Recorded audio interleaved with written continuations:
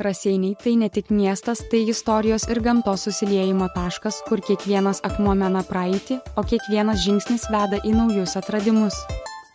Įsikūręs Žemaitijos aukštumos pietrytinėse priekalnėse, šis miestas jau šimtmečius traukia keliautojus ir istorijos mėgėjus.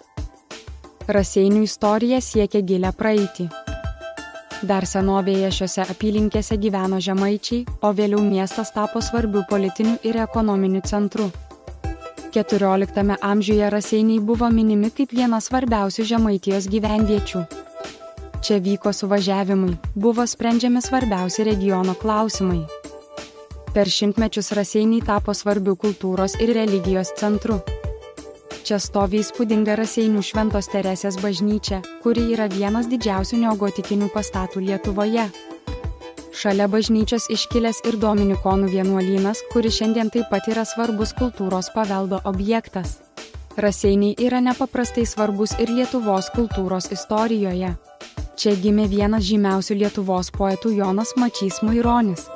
Miesto apylinkės yra ypač vaizdingos, čia gausu miškų, ežerų ir upių. Nepaisant turtingos istorijos, Raseiniai yra modernus miestas, kuriame vyksta intensyvus gyvenimas. Čia yra įrengti modernus sporto aikštynai, vaikų žaidimų aikštelės. Kelionę po Raseinių miestą pradėkime nuo turizmo informacijos centro. Serbentas ant šio pastato sienos simbolizuoja poetės Ievos Olimpijos Voroneckytės sukurtą serbentą, kuris tapo Kukučio skvero vizitinė kortele. Kelionę tęsėme link Magdės šulinio. Tai vienas iš labiausiai atpažįstamų Raseinių miesto simbolių, neatsiejamas nuo miesto istorijos ir legendų. Šis šulinys įrengtas ant talko šaltinio yra ne tik vandens šaltinis, bet ir kultūros paveldo objektas, traukiantis tiek vietinius gyventojus, tiek miesto svečius. Maironio parkas yra viena iš pagrindinių Raseinių miesto puošmenų. Tai puikia vieta atsipalaiduoti, pasivaikščioti, pasimėgauti gamta ir miesto šurmuliu. Parkas yra patogiai įsikūręs miesto centre, todėl pasiekti jį labai paprasta. Parko istorija siekia XIX amžių, kai šioje vietoje stačiatikių popas įkūrė savo sodą. Vėliau teritorija buvo pertvarkyta į viešą parką, o 2012 metais jam suteiktas Maironio vardas, pagerbiant garsiąją Lietuvos asmenybę. Parko centre stovi skulptūra, skirta Jonui Mačiuliui Maironiui. Vasaros metu fontanas tampa mėgstama vaikų žaidimų vieta. Parkas pasižymi įvairiausiais medžiais, krūmais ir gėlėmis, kurie sukuria jaukią atmosferą. Parke įrengti suoliukai pavėsinės, todėl čia galima patogiai atsipalaiduoti ir paskaityti knygą. Mažieji lankytojai gali mėgautis įvairiais žaidimais ir čiuožynėmis. Sporto mėgėjai gali pažaisti krepšinį. Maironio parke dažnai vyksta įvairūs kultūriniai renginiai, koncertai, šventės. Ypač populiarūs vasaros vakarai, kai parke skamba muzika ir vyksta įvairūs pasirodymai. Tai puikia vieta praleisti laiką su šeima ir draugais.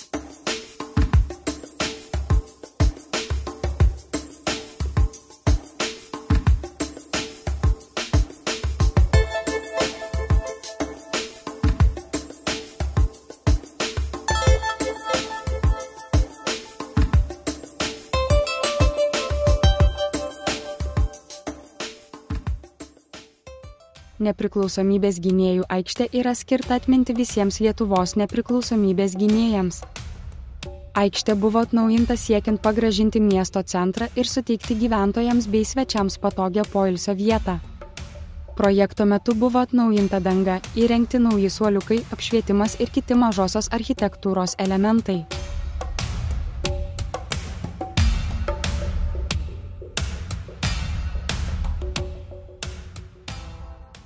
Nepriklausomybės paminklas Žemaitis vaizduoja žemaitį, kuris užspaudė Žemaitijos simbolį – mešką. Šis stiprus ir ryžtingas vyras simbolizuoja lietuvių tautos stiprybę ir atkaklumą kovoje už laisvę. Rasupio parkas tai ne tik žalia oazė Raseinių miesto centre, bet ir svarbus istorinis bei kultūrinis objektas. Šis parkas įsikūrė šalia Raseinių bažnyčios ir dominikonų vienuolyno, jau daugelį metų yra mėgstama raseiniškių ir miesto svečių poilsio vieta. Parko istorija glaudžiai susijusi su Raseinių miesto istorija.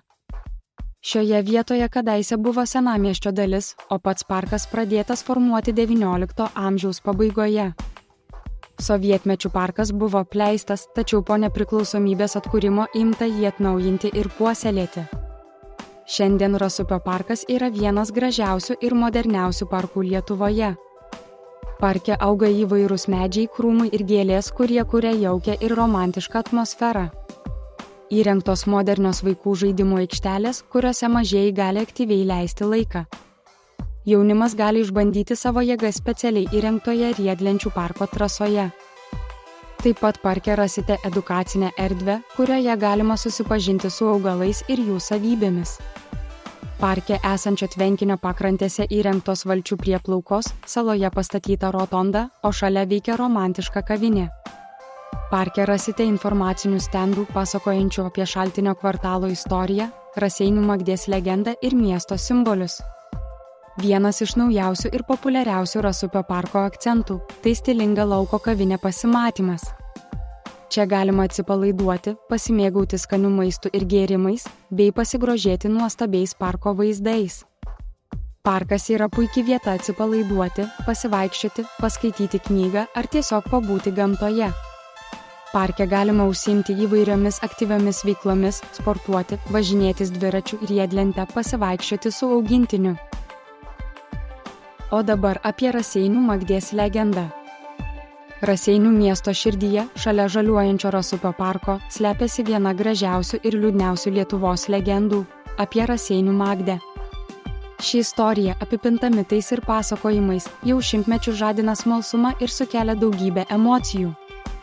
Apie Raseinių Magdę yra kelios skirtingos legendos. Viena jų pasakoja apie gražuolę merginą, kurią įsimylėjo turtingas ir įtakingas svetimo krašto bajoras. Norėdamas atimti ją iš mylinčio tėvo, bajoras pagrobė Magdę.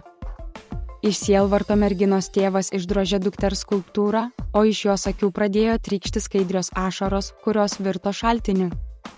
Šis šaltinis ir tapo legendiniu Magdės šuliniu.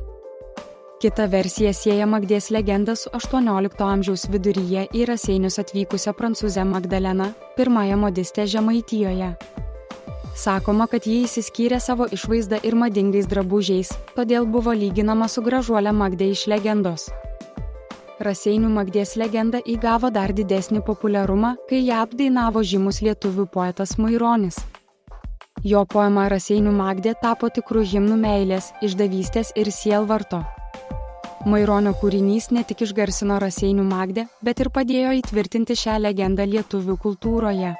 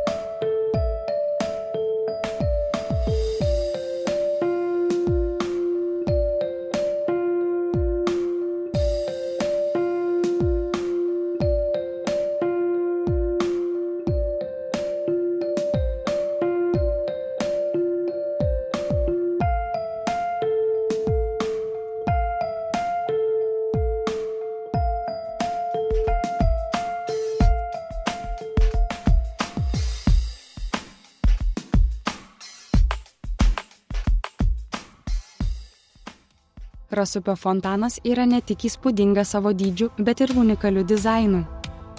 Jo konstrukcija leidžia vandeniui tekėti įvairiomis kryptimis, sukurdamas nuolat besikeičiančius vandens srautus ir purslus. Tačiau tai dar ne viskas, fontanas yra papuoštas 6 vaizdo projektoriais, kurie ant vandens srovių projektuoja įvairias spalvingas animacijas. Šis šviesų ir vandens žaismas sukuria nepakartojamą reginį, ypač tamsiu paros metu. Kiek toliau nuo miesto centro rasite Prabaudos parką. Tai svarbus istorinis bei kultūrinis objektas. Šis parkas įsikūręs miesto pakraštyje yra puikiai vieta atsipalaiduoti, pasivaikščioti, pasportuoti ar tiesiog pabūti gamtoje. Prabaudos parko istorija glaudžiai susijusi su Raseinių miesto istorija. Šioje vietoje kadaise buvo senovės lietuvių gyvenvietė, o vėliau piliakalnis. Parko teritorijoje taip pat yra išlikę senųjų kapinių paminklų. Sovietmečių parkas buvo apleistas, tačiau po nepriklausomybės atkūrimo imta jį atnaujinti ir puoselėti. Šiandien Prabaudos parkas yra vienas didžiausių ir gražiausių parkų Lietuvoje. Vienas iš įdomiausių parko objektų yra Prabaudos piliakalnis. Nuo piliakalnio atsiveria nuostabi panorama į miestą ir apylinkes. Parke įrengti pažintiniai takai, kurie veda per įvairius gamtinius kompleksus, miškus, pievas, pelkes. Parke yra įrengtos poilsio zonos su suoliukais, pavėsinėmis, laužavietėmis, kur galima atsipalaiduoti ir pasigrožėti gamta. Mažiesiems lankytojams įrengtos modernios vaikų žaidimų aikštelės. Sporto mėgėjai gali pasportuoti lauko treniruokliais arba pažaisti krepšinį. Parke įrengti dviračių takai, kurie leidžia patogiai apvažiuoti visą parką. Parke yra tvenkinys, kuriame galima pasimaudyti arba pasiplaukioti valtele. Parke galima susipažinti su įvairiomis augalų ir gyvūnų rūšimis. Parkas yra svarbus istorinis objektas, kuriame išlikę senovės lietuvių gyvenvietės pėdsakai. Prabaudos parkas tai vieta, kurioje kiekvienas ras sau patinkančią veiklą. Atvykite ir įsitikinsite patys.